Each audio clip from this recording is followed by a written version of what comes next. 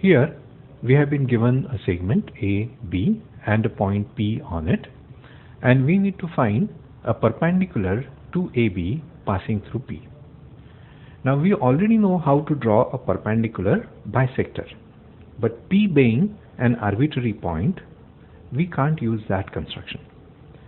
So what we will do, we will take a sub-segment of AB around P so that P becomes the midpoint of that segment, and then we will use the construction for perpendicular bisector.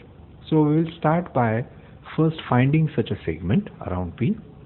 So we'll place the compass at P, then take some arbitrary distance in the compass, say this much, 60 units, and then I'm going to mark 2 points around P on AB.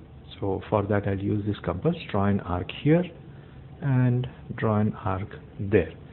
These two arcs essentially indicate 2 points, say C and D as shown here, which are equidistant from P. And because P is now the midpoint of CD, if we draw the perpendicular bisector of this segment CD, it will pass through P and it will also be perpendicular to AB as required. So that's the strategy. So let us now draw the perpendicular bisector of CD. For that we move the compass to C, and we must take distance little more than half, but 60 is exactly half, so let us bump it up to say 80 or something and draw arcs. So with C as a center, the tip of this pencil, I'll draw an arc on one side of AB and the other side of AB. So we have these two arcs.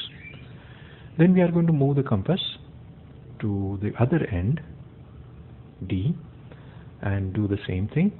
So with D as the center, with the tip of this pencil, I'll draw intersecting arc on both sides, these two arcs.